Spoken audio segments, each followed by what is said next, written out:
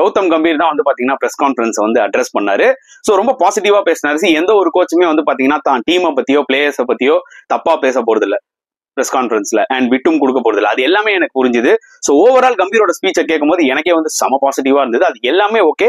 ஒரு ஸ்பெசிபிக்கான ஒரு விஷயத்த ரொம்ப ஸ்பெசிஃபை பண்ணி சொன்னாரு. என்னன்னு பாத்தீங்கன்னா, அதாவது நேச்சுரல் கேம் விளையாடலாம், ஒன்றும் தப்பே கிடையாது. ஆனா டீமுக்காக விளையாடணும், டீமுக்காக அந்த சிச்சுவேஷன் அசஸ் பண்ணணும்ன்ற மாதிரி சொன்னாரு. அதுதான் ஆக்சுவலா இந்தியா பண்ணவே இல்லைன்றதை நான் நினைப்பேன். அந்த குரூஷியல் டைம்ல வந்து பாத்தீங்கன்னா டீமுக்காக கரெக்டா விளையாடணும்ன்ற ஒரு விஷயத்த வந்து இந்தியா பண்ணல இந்த சீரீஸ்ல, அபார்ட் ஃப்ரம் பர்த். புரியுதா உங்களுக்கு? ஸோ டெஃபினட்டா அவர் சொன்ன அந்த ஒரு பாசிட்டிவான ஒரு விஷயத்துல டெஃபினட்டா இந்தியா அது லேக் ஆறாங்கன்றது கிளியரா தெரிஞ்சுது. And at the same time கண்டிப்பா கம்பீரும் வந்து சில விஷயங்கள்லாம் ட்ரெஸ்ஸிங் ரூம்ல பேசியிருக்கிறது அது கிளியர் கட்டா தெரியுது. ஏன்னா ஒரு ரிப்போர்ட்டர் கேள்வி கேட்கும் போது அவர் என்ன சொன்னாருன்னு பாத்தீங்கன்னா, ஹானஸ்டான சில கேள்விகள் கேட்கப்பட்டது அப்படின்ற மாதிரி சொன்னாரு. ஸோ டெஃபினட்டா அது இருந்திருக்கும், அது எந்த டவுட்டுமே கிடையாது. ஆகாஷ்தீப் கிடையாதுன்னு சொல்லிட்டாரு டியூ டு இன்ஜுரி இந்த சிட்னி டெஸ்ட்ல. அப்பார்ட் ஃப்ரம் தட் எனக்கு தெரிஞ்சு ஓவராலா இந்த சிட்னி டெஸ்ட் எப்படி இருக்க போகுதுன்னு கேட்டீங்கன்னா, it's going to B tough for India. Because என்னதான் நீங்க அடிச்சாலும் பிடிச்சாலும் சிட்னி விக்கெட் வந்து பிளாட்டா இருந்தாலும் அட் த சேம் டைம் 2 நாள் ஸ்பின் எடுத்தாலும் இந்தியா கிட்ட ஜஸ்பிரீத் பும்ரா தவிர பெருசா விக்கெட் டேக்கிங் போலர்ஸ் கிடையாதுன்றதான் உண்மையான ஒரு விஷயம். நிறைய இருக்கு டிஸ்கஸ் பண்றதுக்கு, வாங்க வீடியோக்குள்ள போலாம்.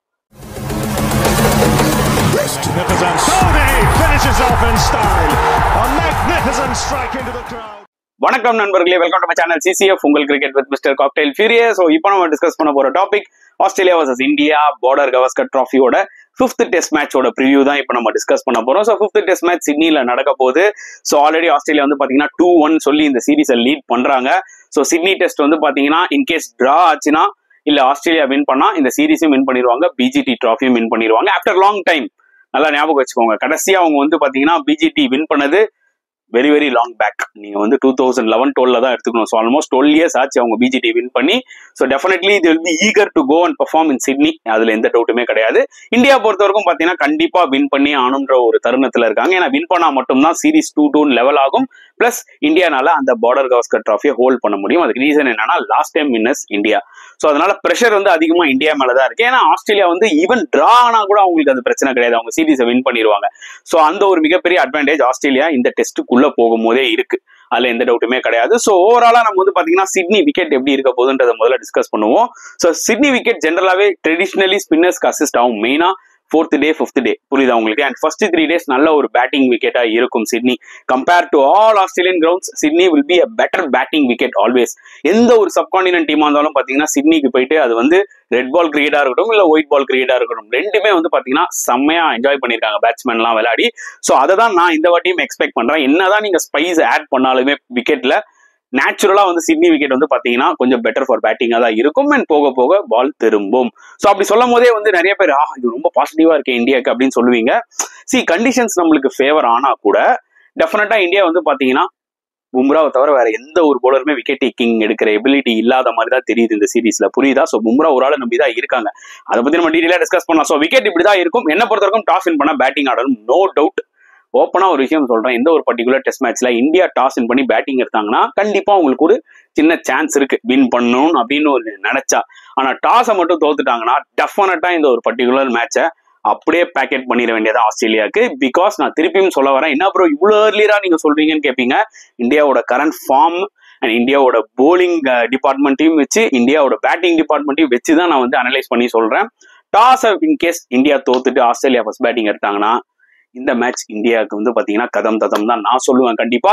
அண்ட் டாஸ் ரொம்ப இம்பார்ட்டன்ட். ஸோ அந்த லக் ரோஹித் சர்மாக்கு இருக்குமா அதுதான் வந்து பாத்தீங்கன்னா நம்ம வெயிட் பண்ணி பார்க்கணும். அண்ட் வெதர் கண்டிஷன்ஸ் எப்படி ப்ரோ இருக்கு? இதுக்கு முன்னாடி ரொம்ப பேடா இருந்தது ஆக்சுவலா, 5 நாளுமே மழை பெய்யற மாதிரி இருந்தது. லக்கிலி சர்டன் டேஸ்க்கு வெதர் கிளியர் ஆயிருக்கு. நாளைக்கு வந்து பாத்தீங்கன்னா அதாவது ஃப்ரைடே வந்து பாத்தீங்கன்னா இனிஷியலா கொஞ்சம் ரெயின் இருக்கும், லைட் ரெயின் ப்ரெடிக்ட் பண்ணிருக்காங்க. ஸோ கரெக்டான டைம்ல ஸ்டார்ட் ஆகுமான்னு கேட்டீங்கன்னா மேபி ஒரு 1/2 hour 40 minutes டிலே ஆகலாம், இல்ல கரெக்டான டைம்ல கூட ஸ்டார்ட் ஆகலாம். கொஞ்சம் ஓவர் காஸ்டாவும் இருக்கும், லைட்டா மழையும் பெய்யும். பட் அபார்ட் ஃப்ரம் த டே போக போக நல்லா இருக்கு. Day 2, Day 3, Day 4 சூப்பரா இருக்கு, பிரச்சனையே கிடையாது. பட் Day 5 தான் வந்து பாத்தீங்கன்னா மழை கொஞ்சம் ஹையாவே ப்ரெடிக்ட் பண்ணிருக்காங்க. ஸோ அதனால எனக்கு தெரிஞ்சு 4 நாள் டெஸ்ட் மேட்ச் நடந்தாலே ரிசல்ட் கொண்டு வரலாம் போல இருக்குன்ற மாதிரி தான் எனக்கு தோணுது. எனிவேஸ் 4 days கிரிக்கெட் டெஃபினட்டா இருக்கு, அதுல எந்த டவுட்டுமே இல்லை. 5th day தான் வந்து we have to keep our fingers crossed. ஏன்னா ஆல்மோஸ்ட் 60-70% மழை ப்ரெடிக்ட் பண்ணிருக்காங்க. ஸோ இதுதான் வந்து வெதர் ரிப்போர்ட் சிட்னி பொறுத்த வரைக்கும். ஸோ டாஸ் பத்தியும் நான் வந்து கிளியரா உங்ககிட்ட எக்ஸ்பிளைன் பண்ணிட்டேன். அண்ட் இப்போ வந்து பாத்தீங்கன்னா இந்தியாவோட பிளேயிங் 11 என்னவா இருக்கும்ன்றதை டிஸ்கஸ் பண்ணலாம். ஸோ ஆல்ரெடி ஒரு நியூஸ் வந்துருச்சு, ஆகாஷ் தீப் வந்து பாத்தீங்கன்னா இன்ஜுரி. ஸோ அவரை யாராவது ஒருத்தர் ரீப்ளேஸ் பண்ணி தான் ஆகணும், கண்டிப்பா ஒரு ஃபாஸ்ட் பவுலர். ஸோ ஸ்குவாட்ல இருக்கிற ஃபாஸ்ட் பவுலர்ஸ் ரிமைனிங் இருக்கிறதுன்னு பாத்தீங்கன்னா ஹர்ஷித் ராணா அண்ட் பிரசித் கிருஷ்ணா. ஸோ எனக்கு வந்து எந்த பிரச்சனையுமே இல்லைங்க. ஏன்னா இதுக்கப்புறம் வளர்மதி வயசுக்கு வந்தா என்ன, வரலானா என்னன்ற மாதிரி இந்த வே இந்தியா போலிங் போறதை பார்க்கும்போது அப்படிதான் இருக்கு. ஏன்னா பும்ராவை நம்பி தான் இருக்காங்க. அதனால மேபி ஒரு ஃப்ரெஷ் ஃபேஸ் வேணா, ஒரு பிரசித் கிருஷ்ணாக்கு வேணா அந்த ஒரு ஆப்பர்ச்சுனிட்டி கொடுக்கலாமா. பட் அன்பார்ச்சுனேட் என்னன்னா, பிரசித் கிருஷ்ணா மாதிரி போலர்லாம் ஒரு பெர்த்லயோ இல்ல ஒரு even to some extent Melbourne கூட வச்சுக்கோங்களேன், இல்ல ஒரு பிரிஸ்பெயின்லயோ அந்த மாதிரி கண்டிஷன்ஸ்ல ஒரு பிங்க் பால் டெஸ்ட்லயோ அதுல கொண்டு வந்திருந்தா கூட அவர் கொஞ்சம் அசிஸ்டன்ஸ் இருக்கும். இந்த சிட்னி விக்கெட்ல பிரசித் கிருஷ்ணாக்கு என்ன பெருசா அசிஸ்டன்ட் இருந்துற போது, மேபி அவர் ஹைட் யூஸ் பண்ணி வேணா இந்த மாதிரி சில விக்கெட்ஸ்ல நல்லா போடலாம். சோ எனக்கு தெரிஞ்சு அவருக்கு ஒரு ஆப்பர்ச்சுனிட்டி கொடுக்கலாம். ஹர்ஷித் ராணாக்கு ஆல்ரெடி 2 ஆப்பர்ச்சுனிட்டி கொடுத்தாச்சு. அதுல செகண்ட் மேட்ச் வந்து எக்ஸ்பெக்ட் பண்ண அளவுக்கு ஒரு பெருசா போடல. அப்படின்னும் போது I think we can try a new bowler Prasidh Krishna. ஏன்னா அவர் எப்படி போடுவாருன்றது ஆஸ்திரேலியாவுக்கு ஒரு ஐடியாவே இருக்காதுல. they would have played Harshit Rana. First 2 test match Harshit Rana விளையாடிட்டாங்க. ஃபர்ஸ்ட் மேட்ச் விளையாண்டாங்க, ஹர்ஷித் நல்லா போட்டாரு. செகண்ட் மேட்ச் ஹர்ஷித்தை கவுண்டர் அட்டாக் பண்ணிட்டாங்க. அப்படின்னும் போது பிரசித் கிருஷ்ணா உள்ள வந்தாருன்னா ஒரு நியூவா இருக்கும். கண்டிப்பா வந்து ஆஸ்திரேலியாவும் பாத்தீங்கன்னா அவர் எப்படி போடுறாருன்னு அந்த ஒரு டைம் எடுத்துப்பாங்க. சோ அதை வேணா இந்தியா பண்ணுவாங்களா, வெயிட் பண்ணி தான் பார்க்கணும். எனக்கு என்னவே இவங்க ஹர்ஷித் ராணாவை தான் எடுத்துட்டு போவாங்கன்னு தோணுது. அப்பார்ட் ஃப்ரம் தட் 2 ஸ்பின்னர்ஸ் வச்சு நீங்க விளையாடியே ஆகணும் சிட்னி விக்கெட்ல. இது என்னோட ஒரு பாயிண்ட் ஆஃப் வியூ. அண்ட் இன்னொரு மிகப்பெரிய கொஸ்டின் ப்ரோ, அதெல்லாம் விடுங்க, ரோஹித் சர்மா ஆடுவாரா? சி என்ன பொறுத்தவரைக்கும் ரோஹித் சர்மா, நான் ஆல்ரெடி ஒரு வீடியோ போட்டிருந்தேன், nothing against Rohit Sharma, is a great player. இந்தியாக்காக நிறைய கான்ட்ரிபியூட் பண்ணியிருக்காரு, எந்த டவுட்டுமே கிடையாது. பட் ஆனா ஒரு நியூட்ரல் பர்சனாவும் சரி, ஒரு இந்தியன் ஃபேனாவும் சரி, நான் ரெண்டுமே சேர்ந்து கண்டிப்பா நான் சொல்லுவேன், it's time for Rohit Sharma in test cricket. வேணும்னா என்ன பொறுத்தவரைக்கும் சிட்னி டெஸ்ட்லயே அவர் வந்து கேப்டன்ஷிப் வந்து பும்ரா கொடுத்துணுன்றதான் நானே ஒரு வீடியோ போட்டு இருந்தேன். இன்னி வரைக்கும் அதுல தான் நான் ஸ்டாண்ட் ஆறேன். அட் த சேம் டைம் இல்ல இந்த சீரீஸ் முடிஞ்சதுக்கு அப்புறம் எது இருந்தாலும் டிசைட் பண்ணிக்கலாம் அப்படின்னு நினைச்சு ரோஹித் சர்மா விளையாடினாலும் ஓகே, விளையாடலனாலும் சரி, இன்னொரு பர்சனுக்கு ஆப்பர்ச்சுனிட்டி கிடைக்க போகுது. Whether it might be Shubman Gill or whether they might go and give opportunity to Abhimanyu Easwaran, அவரு கூட கிடைக்கலாம். இல்ல த்ரூவ் ஜூரல கூட மிடில் ஆர்டர்ல எடுத்துட்டு வரலாம். சோ ஆப்ஷன்ஸ் ஆர் தேர், அதுல எந்த டவுட்டுமே இல்லை. ஈவன் சர்ஃப்ராஸ் கான் கூட waiting in the wings. So அதனால அது நம்ம வந்து வெயிட் பண்ணி தாங்க பார்க்கணும். ஏன்னா எனக்கு ரோஹித் சர்மா இந்த ஃபைனல் டெஸ்ட் மேட்ச்ல விளையாடினாலும் ஓகே, விளையாடலனாலும் ஓகே, பிரச்சனை கிடையாது. ஏன்னா இந்தியாவோட ஃபார்மை பார்க்கும்போது ரொம்ப அந்த சிமிலர் பேட்டர்ன் தான் சிட்னி டெஸ்ட்லயும் கண்டினியூ ஆகும்ன்ற மாதிரி எனக்கு தோணுது. ஒன்னும் புதுசா இந்தியா எதுவும் பண்ணிட போறது இல்ல. வெறும் ஜெய்ஸ்வால் தான் ஃபார்ம்ல இருக்காரு, அவர் மேபி பாசிட்டிவா விளையாடலாம். Apart from that lower order batsmen தான் கொஞ்சம் ஃபார்ம்ல இருக்காங்க. Rohit and Virat Kohli almost walking wicket மாதிரி தான் இருக்காங்க. மேபி ஒரு இம்பாக்ட்ஃபுல் இன்னிங்ஸ் ரிஷப் பண்ட் கிட்ட இருந்து நான் எதிர்பார்க்கிறேன் இந்த ஒரு பர்டிகுலர் டெஸ்ட் மேட்ச்ல. ஏன்னா சிட்னில அவர் ஆல்ரெடி கொஞ்சம் நல்லா பெர்ஃபார்ம் பண்ணிருக்காரு. சோ இந்த விக்கெட் அவருக்கு இன்னுமே சூட் ஆகும்ன்ற மாதிரி எனக்கு தோணுது. Maybe I am expecting a lot from Rishabh Pant மெயினா இந்த ஒரு பர்டிகுலர் டெஸ்ட் மேட்ச்ல. அண்ட் ஆப்வியஸ்லி நிதிஷ்குமார் ரெட்டி மேல எக்ஸ்பெக்டேஷன்ஸ் அதிகமா இருக்கும். ஏன்னா பெர்ஃபார்ம் பண்ணிருக்காரு, 100 அடிச்சிருக்காரு லாஸ்ட் மேட்ச். சோ அவரும் எப்படி how is going to carry is innings பார்க்கணும். ஏன்னா அந்த செகண்ட் இன்னிங்ஸ்ல வந்து சீப்பா அவுட் ஆயிட்டாரு நேதன் லைன் பால்ல. சோ அது அவருக்கு இம்பாக்ட் ஆகுமான்றதை நம்ம வெயிட் பண்ணி பார்க்கணும். Definitely Washington Sundar should play, because போன மேட்ச்ல வேணா அவரை ரோஹித் சர்மா அண்டர் யூட்டிலைஸ் பண்ணிருக்கலாம்.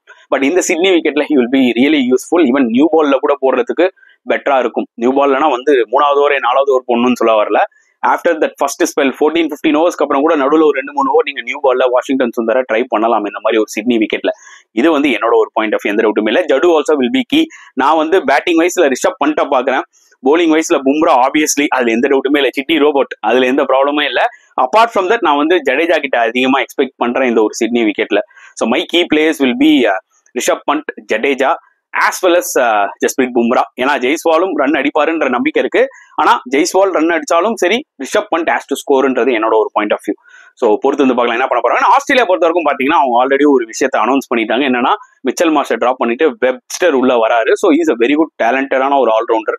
அவரோட டொமஸ்டிக் ரெக்கார்டு எடுத்து பாத்தீங்கன்னா ஃபேபுலஸா இருக்கு. சரியான டேலண்ட். இந்தியா ஏ ஆஸ்திரேலியா ஏல கூட வந்து பாத்தீங்கன்னா செம்மையா விளையாடினாரு. சோ நல்ல ஒரு போலர், மெயினா ஒரு நல்ல ஒரு போலர் பிளஸ் நல்ல ஒரு பேட்ஸ்மேன், நல்ல ஒரு ஹார்ட் ஹிட்டிங் பேட்ஸ்மேன். சோ அது ஒரு வெரைட்டி ஆக்சுவலா ஆஸ்திரேலியா கொடுக்க போகுது. ஏன்னா மிச்சல் மார்ஷோட போலிங் அந்த அளவுக்கு பயங்கரமா பயமுத்துற மாதிரி இல்ல. இப்ப வெப்ஸ்டர் உள்ள வந்துட்டாருன்னா என்னன்னு பாத்தீங்கன்னா அவங்களுக்கு தேவைப்படுற அந்த ஒரு 5வது போலர் டெஃபினட்டா கிடைப்பாங்க. அண்ட் அவர்னால வந்து சாலிடா வந்து 14-15 ஓவர்ஸ் மினிமம் போட முடியும். சோ அதனால Starc, Boland as well as Pat Cummins இவங்க எல்லாருக்குமே ஒரு ரெஸ்ட் கொடுக்கலாம் எவ்ரி ஸ்பெல்லுக்கு. சோ அதை வந்து பாத்தீங்கன்னா வெப்ஸ்டர் அச்சீவ் பண்ண வாய்ப்புகள் நிறைய. அது வந்து பாத்தீங்கன்னா ஆஸ்திரேலியாவுக்கு ஒரு மிகப்பெரிய அட்வான்டேஜா வந்து அமைய போகுது பை இன்க்ளூடிங் வெப்ஸ்டர். சோ இந்த ஒரு பர்டிகுலர் டெஸ்ட் மேட்ச்க்குள்ள போகும்போது எந்த டீம் ரொம்ப கான்பிடண்டா போவாங்கன்னா ஆப்வியஸ்லி ஆஸ்திரேலியா தான். ஏன்னா எம்சிஜி டெஸ்ட் மேட்ச் வின் பண்ணிருக்காங்க. இப்ப பாத்தீங்கன்னா கரெக்டா அவங்களோட பிளேயர்ஸ் எல்லாருமே ஃபார்ம்ல இருக்காங்க. அதுல எந்த டவுட்டுமே கிடையவே கிடையாது. நிறைய பேர் ஆக்சுவலா எனக்கு ரொம்ப ஷாக்கிங்கா இருக்கு, சில ரிவ்யூஸ் எல்லாம் இப்பதான் நான் பார்த்தேன். ஆஸ்திரேலியா பேட்டிங்கும் இந்தியா பேட்டிங்கும் பயங்கரமா ஒண்ணுதான், அதுல ஒரு டிஃபரன்ஸுமே இல்லை அப்படின்ற மாதிரி நிறைய பேர் சொன்னாங்க. எனக்கு ரொம்ப ஆச்சரியமா இருக்கு. ஐ ஃபெல்ட் ரொம்ப பயாஸ்டா இருக்கு ஒரு சில ரிவ்யூஸ் நான் பார்க்கும்போது யூடியூப்ல. அது எப்படியா நீ ஆஸ்திரேலியா பேட்டிங்கும் இந்தியா பேட்டிங்கும் ஒரே மாதிரி இருக்குன்னு சொல்லுவீங்க? அதாவது கவாஜா ஒரு 50 போட்டாரு, இருந்தாலும் கவாஜா வல்னரபிளா இருக்காரு. அவர் சொல்றியா ஓகே. சின்ன பையன் சாம் கான்ஸ்டாஸ் வந்து ஒரு 60 அடிச்சான். லாபேஷியன் வந்து பாத்தீங்கன்னா 3 50 போட்டான் அந்த சீரீஸ்ல. போன ஒரு பர்டிகுலர் டெஸ்ட் மேட்ச்ல 2 50 2 இன்னிங்ஸ்லயுமே. Smith 2 100, head 2 100. போன மேட்ச் வேணா அடிக்காம இருக்கலாம், திருப்பி இந்த மேட்ச்ல அடிக்க சான்சஸ் நிறைய இருக்கு. புரியுது உங்களுக்கு? அலெக்ஸ் கேரி சூப்பரா பெர்ஃபார்ம் பண்ணிருக்காரு. ஓகே, மிச்சல் மார்ஷ் ஒன்று தான் நடுவில் ஃபெயிலியர். அதுக்கப்புறம் பாத்தீங்கன்னா பேட் கமின்ஸ் நல்லா விளையாடி இருக்காரு. லோவர் ஆர்டர் பேட்ஸ்மேன்ஸ் எல்லாருமே கான்ட்ரிபியூட் பண்ணிருக்காங்க, ஸ்டார்க்ல இருந்து போலாண்ட்ல இருந்து லைன்ல இருந்து. ஸோ அவங்க பேட்டிங் பார்க்கறதுக்கே செமையா இருக்கு. ஓவரால் சீரிஸ் எடுத்துக்கிட்டீங்கன்னா அவங்க கரெக்டான டைம்ல எல்லாரும் ஃபார்முக்கு வந்துட்டாங்க. இந்தியா பொறுத்த வரைக்கும் அப்படி கிடையாது. ரோஹித் அண்ட் விராட் ஒன்றும் இல்லை, விராட் வேணா ஒரு செஞ்சுரி போட்டிருக்கலாம். அப்பார்ட் ஃப்ரம் தட் சப்ஸ்டான்ஷியலா ஒரு இன்னிங்ஸுமே இல்லை, நிறைய சிங்கிள் டிஜிட் ஸ்கோர் தான். ஸோ ஜெய்ஸ்வாலை நம்பி இருக்காங்க டு எக்ஸ்டென்ட் KL ராகுல். அது இல்லைன்னா வந்து பாத்தீங்கன்னா லோவர் ஆர்டர்ல நிதிஷ்குமார் ரெட்டி, வாஷிங்டன் சுந்தர், ஜடேஜா இவங்களை நம்பி தான் இருக்காங்க கொஞ்சம் few runs அடிப்பாங்கன்னு. Even Rishabh Pant கூட வந்து பாத்தீங்கன்னா 30, 31, 26, 28 தான் அடிச்சிட்டு இருக்காரு. ஸோ அதனால கம்பேர் பண்றதுல அர்த்தமே கிடையாது. பிளஸ் ஆஸ்திரேலியாவோட போலிங்கும் பாத்தீங்கன்னா ரவுண்டட் அப்பா இருக்கு, சூப்பரா இருக்கு. இப்போ வந்து வெப்ஸ்டர் ஆட் பண்ணதுனால 4 ஃபாஸ்ட் பவுலர் கன்னு மாதிரி இருக்காங்க, பிளஸ் ஒரு ஸ்பின்னர் நேதன் லைன். இதுக்கு மேல என்னங்க வேணும் இந்த ஒரு பர்டிகுலர் டீம்ல? ஸோ ரொம்பவே ஸ்ட்ராங்கா இருக்காங்க. இன்ஃபேக்ட் இந்த மாதிரி வெப்ஸ்டர் மாதிரி ஒரு பிளேயர் வந்து ஸ்டார்டிங்ல இருந்தே மிச்சல் மார்ஷுக்கு பதில் விளையாடினா உண்மையே எஃபெக்டிவா இருந்திருப்பாரு. But no one thought Marsh இந்த அளவுக்கு ஃபெயிலியர் ஆவாருன்னு சொல்லிட்டு. நான் கூட ஓரளவுக்கு நடுவுல திடீர்னு ஒரு கவுண்டர் அட்டாக்கிங் இன்னிங்ஸ் விளையாடுவார் இந்த சீரீஸ்ல நினைச்சேன். பட் மார்ஷ் இவ்வளவு ஒஸ்டா விளையாடுவாருன்னு தெரியல. பட் வெப்ஸ்டர் இப்போ உள்ள வந்ததுனால பேலன்ஸ் வேற லெவல்ல இருக்கு ஆஸ்திரேலியா கால, எந்த டவுட்டுமே இல்லை. இந்த 4 போலருமே வந்து ஸ்பெல்லுக்கு வந்து போடும் போது ஃபுல் எஃபர்ட் கொடுப்பாங்க. ஏன்னா அவங்களுக்கு அந்த ரெஸ்ட் இருக்கும். ஏன்னா எல்லா போலர்ஸுமே ரொட்டேட் பண்ணி பேட் கமின்ஸ் யூஸ் பண்ண போறாரு fast bowlers. So it's going to be advantage Australia moving into the Sydney test. அதுல எந்த டவுட்டுமே கிடையாது. இந்தியா பொறுத்த வரைக்கும் வின் பண்ணணும்னு நினைச்சாங்கன்னா ஃபர்ஸ்ட் டாஸ் அவங்களுக்கு சாதகமா போகணும். டாஸ் வின் பண்ணி பேட்டிங் எடுக்கணும். அண்ட் நல்ல ஒரு ஸ்கோர் 400, 450க்கு மேல போஸ்ட் பண்ணணும். கண்டிப்பா 450க்கு மேல ஒரு ஃபர்ஸ்ட் இன்னிங் ஸ்கோர் பண்ணும்போது அந்த ஒரு ப்ரெஷர் ஆனால் ஆஸ்திரேலியா மேல இருக்கும்.